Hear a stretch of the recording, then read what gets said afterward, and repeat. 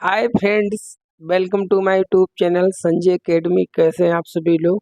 आज हम लोग प्रैक्टिस सेट नंबर 8 हिंदी का करने वाले हैं। मोस्ट इम्पॉर्टेंट क्लास है। चलिए अपनी क्लास को स्टार्ट करते हैं बिना किसी टाइम वेस्टिंग के। आराम से क्लास को देखिए, अपना साथ साथ में स्कोर भी करते रहिए। बहुत अच्छे क्वेश्चन हैं, प्राइमरी प्लस जूनियर दोनों के लिए क्वेश्चन है। दोनों के क्वेश्चन कंबाइंड में है, तो don't worry about that. Let us start our class. Question number first, गद्य पाठों के शिक्षण का उद्देश्य नहीं है। देखिए ये नकारात्मक क्वेश्चन, निगेटिव है। तीन तो उद्देश्य होंगे हमारे गद्य शिक्षण के, लेकिन एक नहीं होगा। वो कौन सा नहीं होगा? समृद्ध भाषा प्रयोगों के उदाहरण प्रस्तुत करना, समस्त गद्य विधाओं का पूर्ण ज्ञान देना, भाषा संरचना की समझ बढ़ाना, विभिन्न प्रकार की भाषित प्रयुक्तियों का परिचय देना। देखिए तीन तो है उद्देश्य, लेकिन जो बी वाला है, क्या हमारा ये उद्देश्य नहीं है कि जितने भी गद्य का संपूर्ण ज्ञान है वो हम बच्चों को ज्ञान करा दें। यहाँ पर पूर्ण ज्ञान देकर इन्होंने वर्ड गलत हो गया। जो है सेंटेंस गलत है।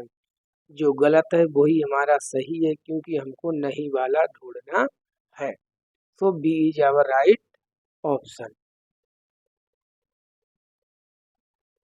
बहुत आराम से करेंगे, जुड़े रहें आराम से। बताइए, देखते घने तो हो जाना चाहिए। आगमन विधि में हम पढ़ते हैं। आगमन विधि क्या है? भाषा से व्याकरण की ओर, व्याकरण से भाषा की ओर, नियम से उदाहरण की ओर, उदाहरणों से नियमों की ओर। देखिए उदाहरण, जो आगमन विधि होती है इसमें सबसे पहले हम उदाहरण देते हैं, उसके बाद में हम नियम बता देते हैं। ठीक है, तो इसके लिए कुछ आपको बहुत ज़्यादा याद रखने की ज़रूरत नहीं है। जिसमें पहले उदाहरण दे दिए जाए, बाद में नियम बता दिए जाए, उसे हम कहते हैं आगमन विधि। इसका कर दो जस्ट अपोजिट। पहले हमने नियम बताए, बाद में उदाहरण बताए, इसे ही कहते हैं निगमन विधि।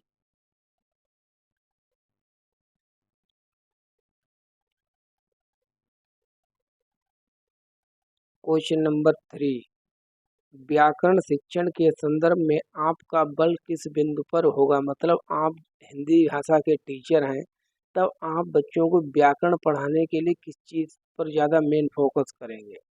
व्याकरण के नियमों की सैद्धांतिक विवेचना, मतलब किसी पाठ्य पुस्तक के माध्यम से जो व्याकरण के लिए लिखी गई है, व्याकरण के व्यवहारिक पक्ष पर, व्याकरणिक कोटियों की पहचान पर, व्याकरणिक नियमों को कंठस्थ करने पर। देखो कंठस्थ तो हमको कुछ कराना ही नहीं, रटाना तो याद कराना तो कुछ है ही नहीं, तो कंठस्थ वाला तो अपने आप में ही गलत हो गया।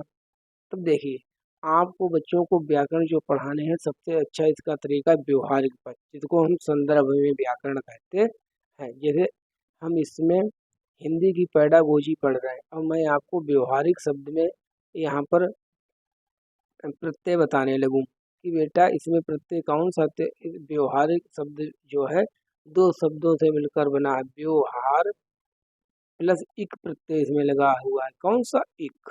तब लीजिए, मैंने आपको यहाँ पर ग्रामर का भी ज्ञान करा दिया। तो इस प्रकार से अगर हम ग्रामर का ज्ञान कराते हैं बच्चों को, इसे हम कहते हैं संदर्भ में व्याकरण या व्यवहारिक पक्ष। तो सबसे अच्छा यही हमको करना चाहिए। So B is our right option.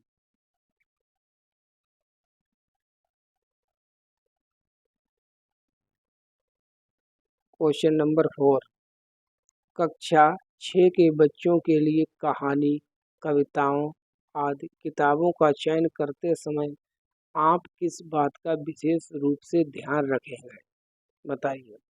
जैसे आप चाह रहे हैं कि आप अपने बच्चों के लिए जो है कहानी, कविता की किताबें ढूंढ रहे हैं पढ़ाने के लिए, तो आप किस चीज़ को ध्यान में रखेंगे ज़्यादा?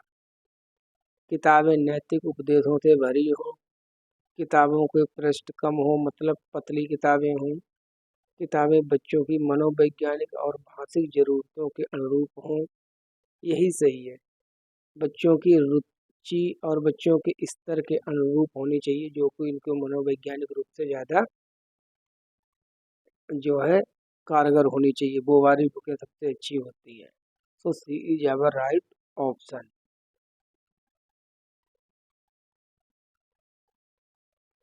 भाषा सीखने में तब अधिक आसानी होती है जब कब होती भाषा सीखने हमको सबसे ज़्यादा आसानी?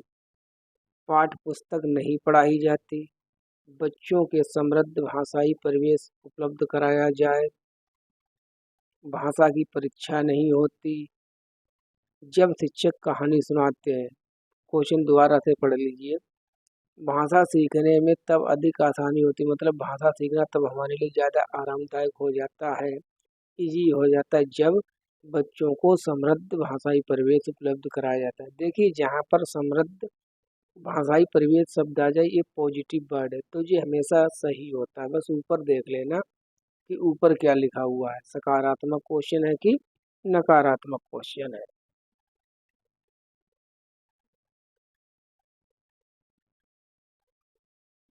व्याकरण शिक्षण की अपेक्षाकृत बेहतर विधि है।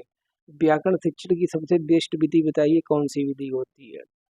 आगमन विधि उदाहरण से नियम की ओर, निगमन विधि नियम से उदाहरण की ओर, सूत्र विधि जिसको हम निगमन विधि कहते हैं, पुस्तक विधि। कौन सी विधि सबसे बेस्ट विधि है व्याकरण पढ़ाने की? अगर आपने बच्चों को एक बार भी आगमन विधि से व्याकरण कंप्लीट करा दी, बच्चे कभी भी व्याकरण को नहीं भूलेंगे। अब जो व्याकरण की हमारी पढ़ाने की जो बेस्ट विधि होती है वो होती है आगमन विधि। देखिए, ऑप्शन के अनुसार भी हमको चूज करना है। अगर आगमन विधि, निगमन विधि, सूत्र विधि के स्थान पर लिखा होता है भाषा संदर्भ विधि, तो संदर्भ वाले पर हम जाते हैं, लेकिन इसमें जो हम जाएंगे ऑप्शन ए के साथ जाएंगे। अगर इसमें एक और ऑप्शन ऐसे होता आगमन निगमन विधि, तब आगमन निगमन विधि दोनों को चुनते हैं, तब ऑप्शन को भी आपको ध्यान में रखना है, लेकिन इसके लिए तो ए ही सही है।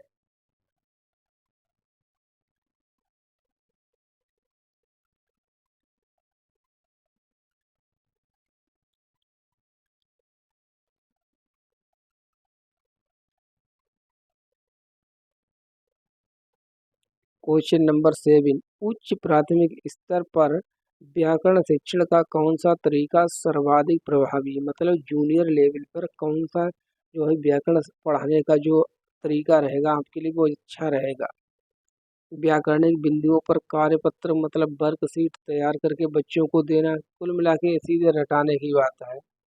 बच्चों को भाषा प्रयोगशाला में व्याकरणिक कोटियों का अभ्यास कराना, कोई ड्रिल मेथड, व्याकरण के बिंदुओं पर एक एक करके चर्चा करना, पढ़ाए जा रहे पाठ के संदर्भ में, देखिए मिल गया हमारा आंसर, पाठ के संदर्भ में आए किसी व्याकरणिक बिंदुओं को स्पष्ट करना। तो ये मेथड जो है हमारा सबसे ज़्यादा बेस्ट मेथड है, संदर्भ में व्याकरण। सो डी इज आवर राइट।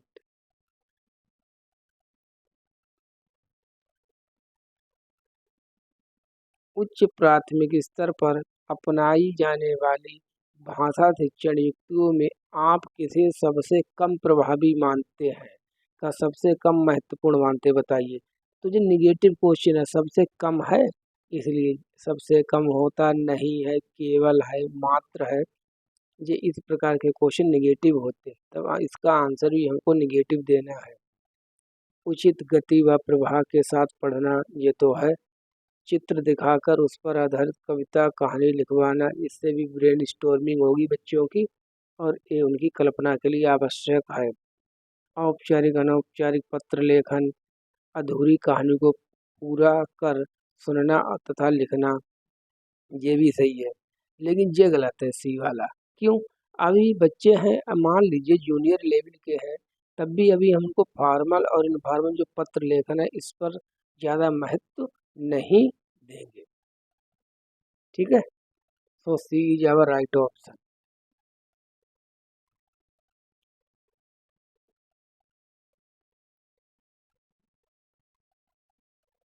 एक भाषा शिक्षक के रूप में पाठ पढ़ाने के उपरांत आप निम्नलिखित में से किस प्रकार के प्रश्न को सर्वाधिक महत्व देंगे? मतलब आप एक भाषा के टीचर हैं, ठीक है, आपने कोई पाठ पढ़ा दिया, फिर पाठ पढ़ाने के बाद में आप क्या करना ज़्यादा पसंद करेंगे बच्चों के साथ? जैसे गांधी जी के जीवन व्यक्तित्व की किन विशेषताओं ने आपको प्रभावित किया है और क्यों? सही बात है, क्यों वाले क्वेश्चन ज़्यादा सही होते हैं। सत्याग्रही बंदियों को समाचार पत्र क्यों नहीं मिलते थे? मतलब जो लोग क्रांतिकारी थे उनको न्यूज़पेपर पढ़ने को नहीं मिलते थे। तो सीधा सा स्ट्रेट फॉरवर्ड आंसर है, ज़्यादा कोई दिमाग लगाने की ज़रूरत नहीं है। गांधी जी के आचरण ने आदमी में क्या परिवर्तन ला दिए? गांधी जी ने पुनः पुराने ब्लॉक में आने का आग्रह क्यों किया? तब देखिए, इसमें जो सबसे ज़्यादा जिसमें बच्चे सोचेंगे, विचारेंगे, चिंतन मनन करेंगे, वो हमारा ए, गांधी जी के जीवन व्यक्तित्व की विशेषताओं ने आपको कैसे प्रभावित किया, मतलब व्यक्तिगत रूप से जोड़ा जा रहा है प्रश्न को, और क्यों, इसीलिए ये हमारा सही है।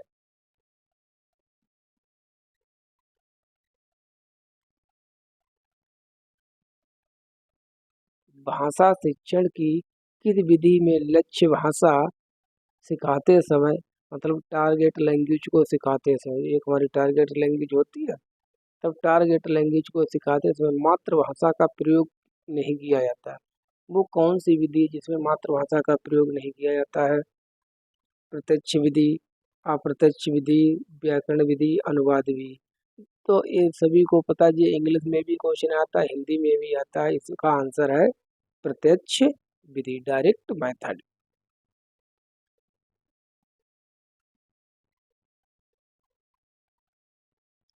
बच्चों को समृद्ध भाषिक परिवेश उपलब्ध कराने में कौन सहजता से योगदान दे सकता है, कौन आराम से योगदान दे सकता है, बताइए? भाषा प्रयोगशाला के अभ्यास, स्वयं शिक्षक का भाषा प्रयोग, कक्षा में प्रदर्शित चार्ट, पुस्तकालय में रखी पुस्तकें।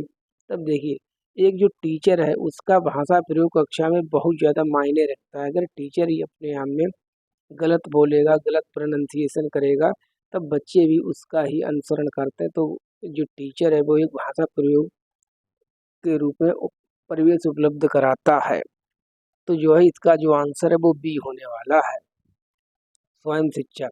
जैसे मैं आपको एक बात बताऊं, ये बताइए ये क्या वर्ड लिखा है?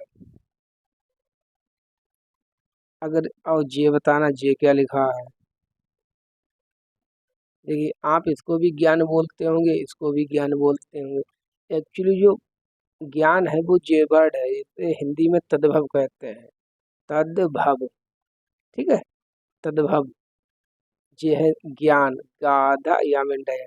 ये ज्ञान वर्ड है, ज्ञान, क्योंकि ज्ञा जो है वो ज्ञा और यहाँ से मिलकर बना हुआ है। लेकिन हम लोग बोलते, मैं भी बोलता हूँ इसको ज्ञान ही बोलता हूँ, वैसे इसका जो शुद्ध प्रोनाउंसिएशन है, शुद्ध उच्चारण वो ज्ञान है। ठीक है। तो अगर मैं एक टीचर हूँ, अगर मैं ही गलत यूज करूँगा तो बच्चे भी हमारे वैसा ही सीखेंगे। तो टीचर को अपने आप से ज़्यादा ध्यान रखना चाहिए। जैसे एक ये और है, कक्षा, कक्षा और कक्षा। देखिए, इसको कक्षा बोल देते हैं जल्दी में, कक्षा नहीं होता, ये होता है कक्षा, क्योंकि छा जो है वो का और सा से मिलकर बना हुआ है। जो कक्षा वर्ड है, ये किससे मिलकर बना है? ये का प्लस सा से मिलकर बना है, तो इसको बोलना चाहिए कक्षा। चलिए स्टार्ट करते हैं। तो इसमें क्या है, बी वाला हमारा सही हो जाएगा। अब हम देखते हैं 12 नंबर पर।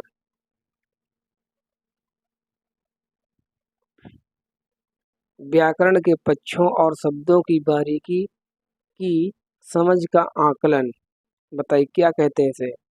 परिभाषा के रूप में किया जाना चाहिए, संदर्भ युक्त सामग्री के रूप में किया जाना चाहिए, बिल्कुल नहीं किया जाना चाहिए, अधिक अंकों का होना चाहिए। देखिए, जहाँ पर भी आपको संदर्भ युक्त, संदर्भ में ये वर्ड मिल जाए वो आंसर हमेशा सही होता है। तो व्याकरण के पक्षों को अगर आप बारीकी से समझ का आकलन करना चाहते तो इसके लिए सबसे अच्छा है संदर्भ युक्त सामग्री में प्रयोग किया जाना चाहिए। देखिए, मैं आपको मोटिवेशन की बात बताऊं, अभी आपको मैं टाइम दिखाता हूँ। यहाँ पर देखिए, अगर आपको दिख रहा हो, 2:49 लगभग रात के 2:30 बजे से मैं वीडियो बनाना स्टार्ट किया है जिससे आवाज़ कम आए। तो ये जेन्युइन होना चाहिए अपने काम के प्रति, अपनी ड्यूटी के प्रति। इसमें भयंकर बारिश हमारे यहाँ होने लगी है, स्टार्ट हो गई, लेकिन हमारा काम नहीं रुकेगा। बताइए, के अतिरिक्त नकारात्मक क्वेश्चन है, मतलब एक को छोड़कर निम्नलिखित पाठ्यक्रम सहगामी क्रियाकलाप भाषा सीखने में सहायक हो सकते हैं। एक चीज सहायक नहीं होगी, तीन चीजें सहायक होगी। तो इसमें कुछ पढ़ना नहीं है, सीधे आ गया पाठों को याद करना। आपको याद नहीं करना है, ये सबसे कम यही होगा। वैसे देखिए, परिचर्चा भी हेल्पफुल है, घटना वर्णन भी हेल्पफुल है, गीत भी है, लेकिन पाठों को याद करना ये सबसे कम ज़्यादा सहायक है। और जो कम है वो ही सही है, क्योंकि हमको नकारात्मक क्वेश्चन है नहीं वाला बताना है। ठीक है, तो क्वेश्चन को पढ़ना बहुत आराम से एग्जाम में, नहीं जल्दबाजी में गलत कर दो। ऊपर निम्नलिखित पाठ्यक्रम पढ़ा और नीचे परिचर्चा लगा दिया।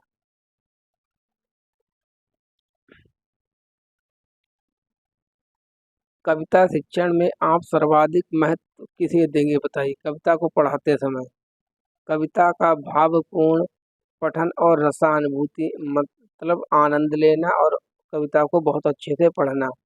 कविता में अलंकारों की पहचान, कविता का भाव विश्लेषण, कविता के तत्वों के आधार पर उसकी समीक्षा। तो सबसे अच्छा यही है कि कविता का जो है भावपूर्ण पठन कीजिए और उसके आनंद अनुभूति कराना, यही हमारा उद्देश्य होता है कविता शिक्षण का।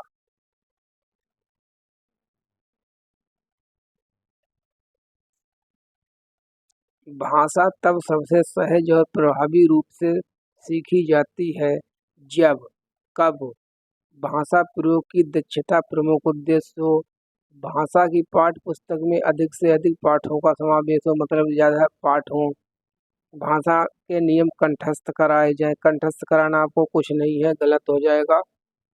भाषा शिक्षक कठोर रवैया अपनाते हैं, नहीं कठोर नहीं, आपको लचीलापन रखना है। तब इसमें जो है हमारा हो जाएगा ए। भाषा तब सबसे सहज और प्रभावी रूप से सीखी जाती जब भाषा प्रयोग की दक्षता, अच्छा सही है, मतलब आप भाषा का प्रयोग कैसे करते हैं, ये चीज़ बहुत ज़्यादा मायने रखती है। तो ए इज आवर राइट ऑप्शन।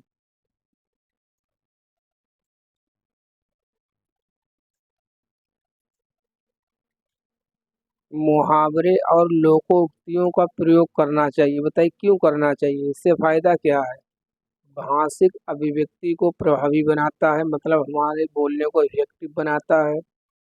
केवल गद्य पाठों के अभ्यास का हिस्सा है, व्याकरण का प्रमुख हिस्सा है, हिंदी भाषा शिक्षण का सबसे महत्वपूर्ण उद्देश्य है। तो चीज़ें इसमें सभी गलत हैं, सीधी सी बात है।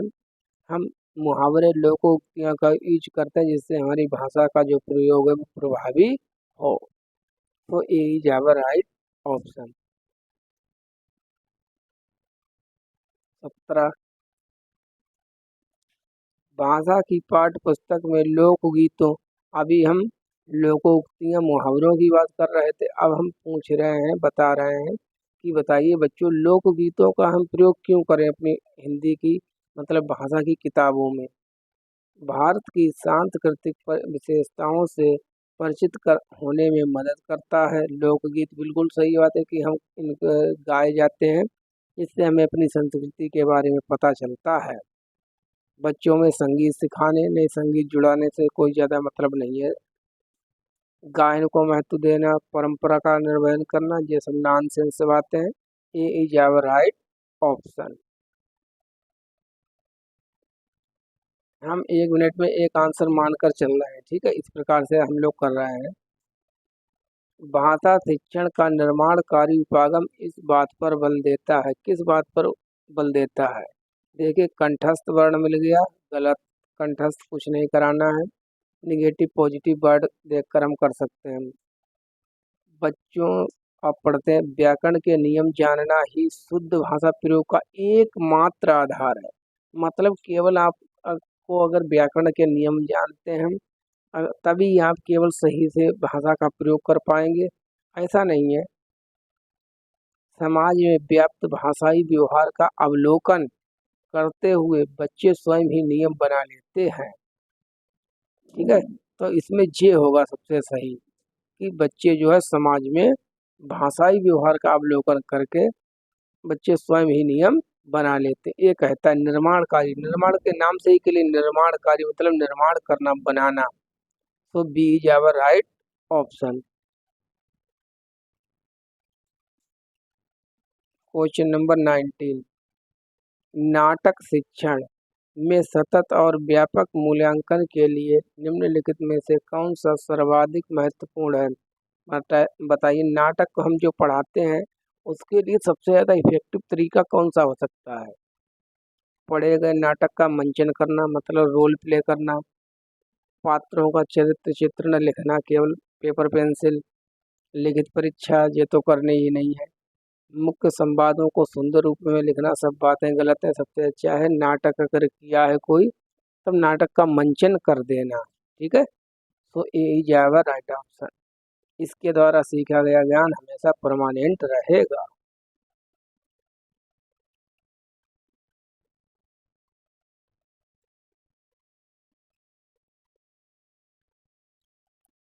बच्चों में पढ़ने लिखने की कुशलता के विकास में सर्वाधिक सहायक है। कौन सी चीज सबसे ज्यादा सहायता करती है बच्चों के पढ़ने लिखने के लिए? सुलेख का कार्य, सुतलेख का कार्य मतलब इमला, जिसको हम डिक्टेशन कहते हैं। ठीक है, इमला, कहानी पढ़कर सवाल बनाना, प्रदूषण पर निबंध लिखना। सबसे अच्छा है कहानी पढ़ी कोई, फिर उस पर हम स्वयं से सवाल बना रहे हैं। ठीक है, तब ये जो है सबसे अच्छा तरीका है। ये सबसे ज़्यादा बच्चों को एक्टिव रखेगा और सबसे ज़्यादा पढ़ने में उनकी मदद करेगा।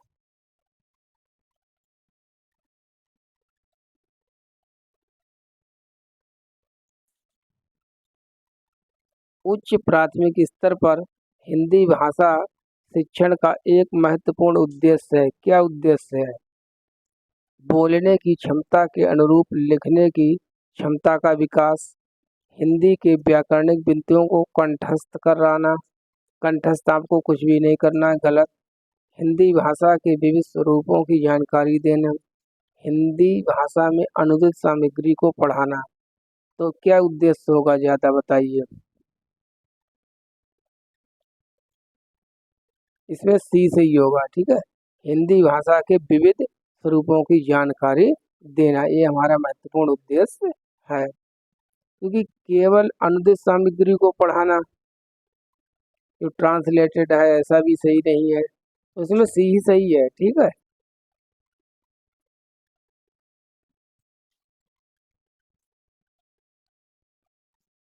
उच्च प्राथमिक स्तर पर,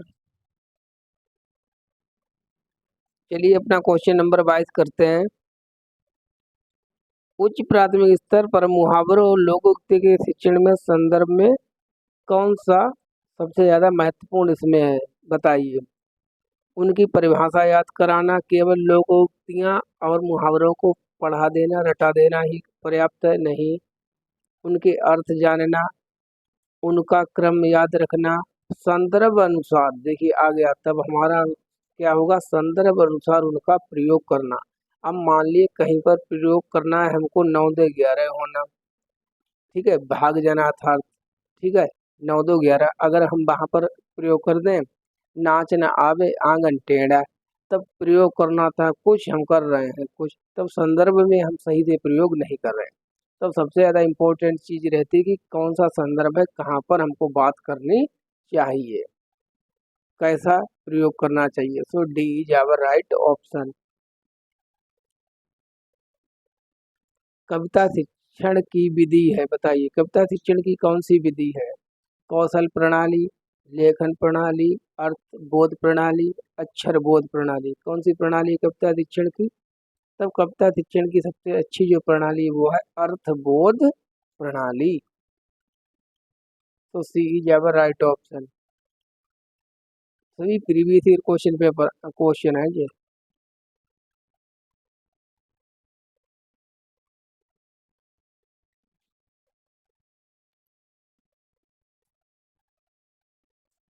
कविता का एक निश्चित अर्थ होता है, सही है, जिसे सभी विद्यार्थियों को पढ़ना चाहिए।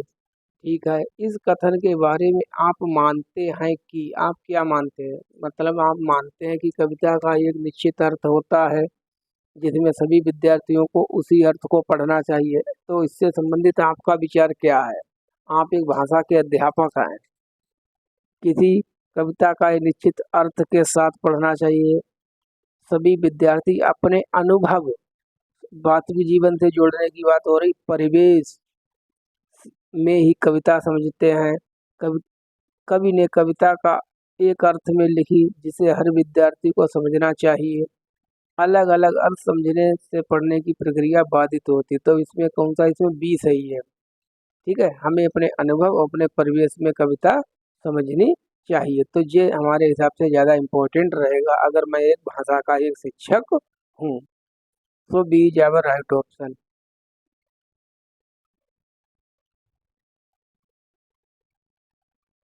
25, हिंदी में विज्ञापन सॉरी हिंदी में विज्ञान संबंधी पाठों को पढ़ाने का उद्देश्य है। बताइए, हिंदी में विज्ञान के पाठ क्यों रखे जाते हैं?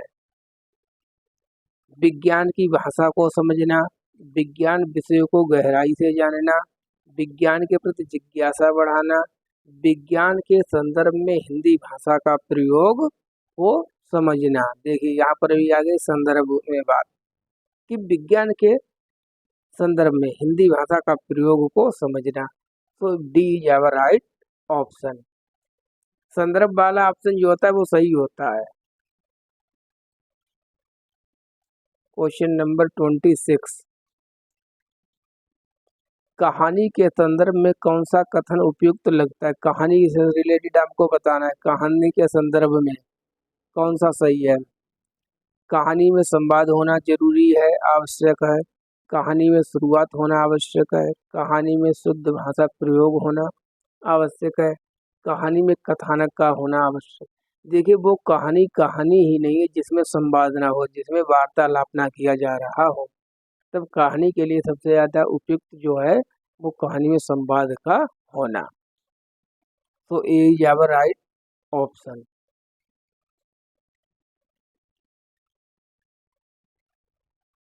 उच्च प्राथमिक स्तर पर व्याकरण पढ़ाने की आगमन पद्धति में वही घुमा फिरा के क्वेश्चन में पूछा गया है कि आगमन विधि क्या है? जटिल से सरल की ओर, उदाहरण से नियम की ओर, नियम से उदाहरण की ओर, व्याकरण की पाठ्य पुस्तक पर केंद्रित है। तब बताइए आगमन विधि क्या है? देखिए, कंफ्यूज मत होना पेपर में कि आगमन में उदाहरण से नियम की ओर थे कि निगमन में थे उदाहरण से नियम की ओर, नियम से उदाहरण की ओर। देखिए, निगमन, निगमन ऐसे ट्रिक बना लीजिए, ना से निगमन ना से नियम। तब नियम से जब हम उदाहरण की तरफ जाते हैं तब उसको हम कहते हैं निगमन विधि, उदाहरण। तो इसका आंसर क्या होने वाला है? व्याकरण पढ़ाने की आगमन पद्धति में उदाहरण से नियम की ओर जाते हैं। B is our right option.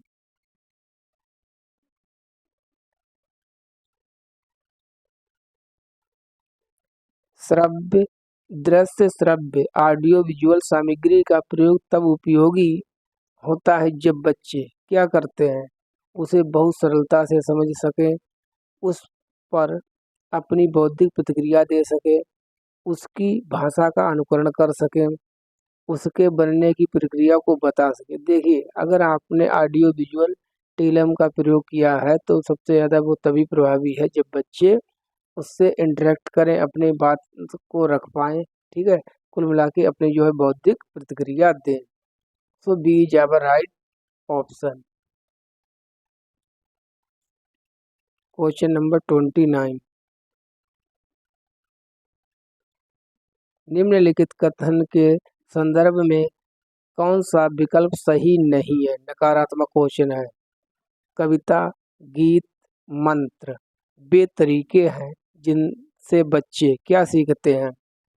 शब्द एवं वाक्य रचना रटते हैं। देखिए, रटना आपको कुछ भी नहीं है और ये बात कर रहे हैं रटने की, तो रटना सही नहीं है। और जो सही नहीं है वो ही सही है क्योंकि हमको नकारात्मक क्वेश्चन बताना है, इसलिए पहला ही हमारा सही है। आगे पढ़ लेते हैं, उच्चारण का अभ्यास करते हैं, हाँ सही है। विषय वस्तु के माध्यम से व्याकरण सीखते हैं, ये भी सही है। शब्द संपदा बढ़ाते हैं, देखिए जो वोकेबलरी बिल्डिंग है वो भी इससे होती है, लेकिन इसको रटना हमारा उद्देश्य नहीं है। सो ए इज आवर राइट ऑप्शन।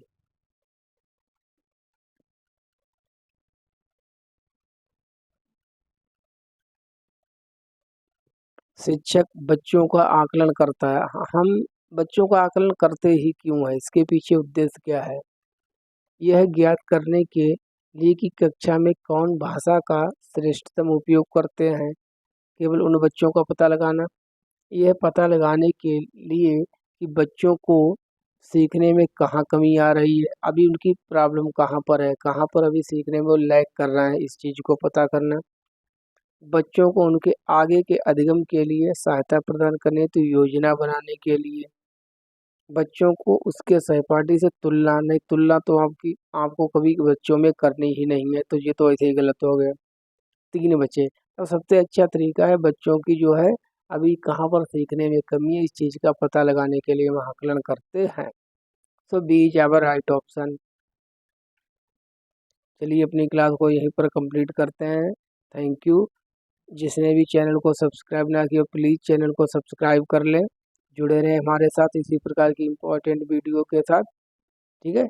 और चैनल को शेयर कर दिया करें, लाइक करें, कमेंट करें, और जिसने भी अगर जो ना किया है सब्सक्राइब वो सब्सक्राइब कर ले, और एक एक कैंडिडेट कम से कम 10 कैंडिडेट को जो है चैनल को शेयर कर दे। Thank you for watching.